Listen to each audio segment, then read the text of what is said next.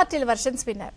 అయితే సార్వత్రిక ఎన్నికలు దగ్గరికి వస్తున్నాయి కాబట్టి ఇవన్నీ అన్నా ముఖ్యమంత్రి గారు ఒక ఇదితో వెళ్తున్నారు. ఎంపీలని అసెంబ్లీ బరిలో దించడం, అసెంబ్లీకి పోటీ చేసే వాళ్ళని ఎంపీలుగా మార్చి అక్కడి నుంచి పోటీ ఇలా చేసి వీళ్ళ పొజిషన్స్ని తారుమారు చేసేస్తే ఉన్న వ్యతిరేకత ప్రజలు అసలు అభ్యర్థిని చూస్తారా లేకపోతే పాలన చూసి వ్యతిరేకత అనేది చేర్చుకుంటారు? ఇలా మార్చి చేసేస్తే అంత సవ్యం అయిపోద్దా? ఈ స్ట్రాటజీ వెళ్తుంది, ఇది కరెక్టేనంటారా? క్యారమ్ బోర్డు నీకు తెలుసు కదా, క్యారమ్ బోర్డు ఆడేటప్పుడు మామూలుగా మనం ఐడియా గేమ్ కొడుతుంటారు.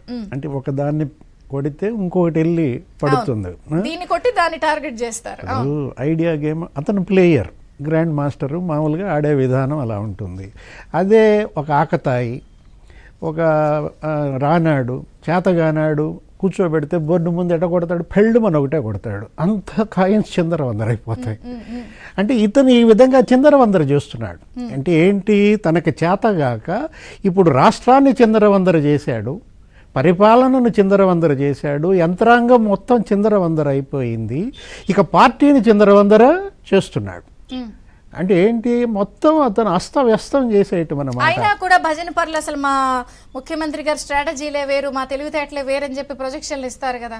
అంతే కదా. ఇప్పుడు ఎందుకంటే మరి చంద్రవందర చేయటం కూడా గొప్పే కదా. మా వాడు కాబట్టి కొట్టాడు ఆ స్ట్రోక్, మీ వాడు కొడతాడా అని అడుగుతారు. ఎందుకంటే ఇప్పుడు మనం చూసినట్లయితే మొన్న నేను వరంగల్ వెళ్ళానమ్మా, ఓకే, 1 వీక్ బ్యాక్. వరంగల్ ఏదో ఫంక్షన్కి వెళ్తే అక్కడ అడిగాను, ఏంటి ఇట చేశారు కేసీఆర్ని, అంత ఇది కదా తెలంగాణ, అది ఇది ఏంటి కారణం, అసలు ఎలా జరిగింది ఏంటంటే వాళ్ళు చెప్పింది ఒకటి, యువతలో తీవ్రమైన శాంతి, అన్రెస్ట్, నిరుద్యోగం విపరీతంగా ఉంది, ఇతను చెప్పిన ఏవి చేయలేదు, నోటిఫికేషన్లు ఇలా అయ్యాయి, క్వశ్చన్ పేపర్లు ఇలా జరిగింది, ఆ అన్రెస్టే దీనికి ప్రధాన కారణం అంటూ అందుబాటులో లేకపోవటం ఒకటి.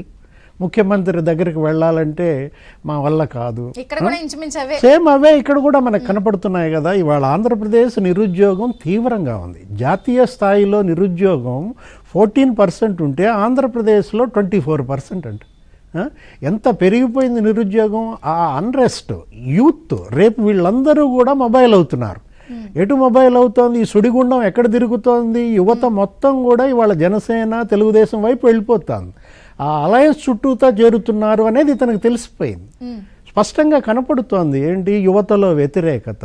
ఇతను అందుబాటులో లేడు కదా, ప్రజలెవ్వరికీ కూడా అందుబాటులో లేడు. అంతకుముందు ముద్దులు పెట్టిన మనిషి ఇవాళ ఏంటి, పరదాల చాటున 2 కిలోమీటర్లకి హెలికాప్టరు, 20 కిలోమీటర్లు వెళ్ళాలంటే 200 కిలోమీటర్ల నుంచి హెలికాప్టర్ రావాలంట. ఇలాంటి పరిస్థితుల్లో అతను చేతులారా చేసుకుని ఇప్పుడు తన పార్టీనే నాశనం చేస్తున్నాడు. ఒక రకంగా చెప్పాలంటే తన గొంత తను తవ్వుకుంటున్నాడు. ఇతను వాళ్ళంతా పేదలమ్మ. ఇప్పుడు ఇతను మారుస్తున్నటువంటి ఎమ్మెల్యేలు అంతా కూడా బీసీ, ఎస్సీ, ఎస్టీ ప్రతినిధులంటే పేదల ప్రతినిధులు. పెత్తందారులనే మార్చడంట. అవినాష్ రెడ్డి మీద వ్యతిరేకత లేదా? కడప ఎంపీ అవినాష్ రెడ్డిని మార్చే ధైర్యం జగన్మోహన్ రెడ్డికి ఉందా? మిథున్ రెడ్డి మీద వ్యతిరేకత లేదా? ఇవాళ మిథున్ రెడ్డి ఇప్పుడు ఈ తాడేపల్లి బకరాలందరినీ తీసుకెళ్ళి అక్కడ జలధరింప చేస్తోంది మిథున్ రెడ్డి. మిథున్ రెడ్డిని మార్చేటటువంటి ధైర్యం ఉందా? అంటే పెత్తందారులని మార్చవా, పేదలనే మారుస్తావా? పేదలు పెత్తందారుల మధ్య యుద్ధం అనేది. పెత్తందారులకు నువ్వు నిలువెత్తు నిదర్శనంగా రూపంగా మారి నువ్వు పేదల మీద లేనిపోయిన ప్రేమ వలకబోస్తుంటే స్పష్టంగా కనపడుతోంది. దానికి వాళ్ళు ఐపాక్ నివేదికలు, అంతర్గత సర్వేలు బేస్ చేసుకుని మిమ్మల్ని తీసేస్తున్నామని వాళ్ళకి చెప్తున్నారు కదా. ఇప్పుడు సౌజన్య గారు అన్నారు కదా, ఐపాక్ నివేదికలు, అంతర్గత సర్వేల యొక్క సారాంశం ఏంటంటే జగన్మోహన్ రెడ్డి మీద వ్యతిరేకత. మార్చండి జగన్మోహన్ రెడ్డిని అని అడిగారు మేడం. ఇప్పుడు జగన్మోహన్ రెడ్డిని మార్చేసి షర్మిలను పెట్టండి, వైసీపీ బంపర్ మెజారిటీతో గెలుస్తుంది అనమాట. ఏది మళ్ళీ 150 వచ్చేస్తాయేమో. మార్చాల్సిన చోట మార్చకుండా అక్కడ గాయం ఎక్కడుందో ఇప్పుడు చెప్పావు నువ్వే ఏదో డిబేట్లో. గాయం ఒక దగ్గర అయితే మంది ఇంకో దగ్గర అన్నట్టు సేమ్ అదే కదా జరుగుతోంది. ఇతను మందేయాల్సింది ముఖ్యమంత్రి పోస్టుకి, అక్కడ ఆయింట్మెంట్ అక్కడ పోయి అక్కడ మార్చు, అక్కడ చేయకుండా ఎమ్మెల్యేలను మారిస్తే ఏం లాభం? ఒక్కసారిగా ఈ 42 మంది ధిక్కారంతో ఆగిద్దంటారా? ఇది అసలు ఇక దావానలాగా అడవంతా వ్యాపిస్తుందంటారా? ఈ 42తో ఆగిద్దా ఈ ధిక్కార స్వరం? ఇప్పుడు 42 మంది మీటింగ్ పెట్టుకున్నారు బెంగళూరులో, ఈ 42తో ఆగిద్దా? ఈ 80 మంది టికెట్లు ఇవ్వని వాళ్ళందరూ రోడ్డెక్కుతారా? ధిక్కారం ఉందని నేను అనుకోనమ్మా. వాళ్ళు ధిక్కరించే వాళ్ళు కాదు, వాళ్ళంతా కూడా ఏంటి ఇందాక అనుకున్నాం కదా, మేకలు. ఏం చేస్తాయి, బలైపోతాయి అంతే తప్ప జగన్మోహన్ రెడ్డి పైన వీళ్ళు తిరుగుబాటు కానీ చేసి వాళ్ళు ఏమంటున్నారు, వ్యక్తిగతంగా జిల్లాల్లో మాకంటూ స్టేషన్ ఉంది, ఇప్పుడు ఆ జిల్లాల్లో మాకు టికెట్ రాలేదు అంటే తలెత్తుకుని తిరగలమా, అదంతా ఎవరు తప్పు, మీ తప్పు అనేది కదా వాళ్ళు మాట్లాడుతుంది.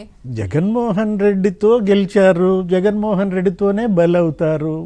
బలైన మేకలు కూడా ఏమీ అనలేవు. ధిక్కరించే అంత సాహసం ఎమ్మెల్యేలు చేస్తారని నేను అనుకోను. ఎందుకంటే అక్కడ లేదు, అంత ప్రజాస్వామ్యం లేదు, అంత తిరుగుబాటుతనం లేదు. మనం అది ఆశించటం కూడా కష్టం. చంద్రశేఖర్ రెడ్డి లాగా, లేకపోతే ఆనం రామనారాయణ రెడ్డి లాగా, కోటంరెడ్డి శ్రీధర్ రెడ్డి లాగా, కోటంరెడ్డి లాగా తిరగబడే అంత ఉంటే ఈ పార్టీకి వచ్చేసేవాళ్ళు Okay. వీళ్ళందరూ కూడా.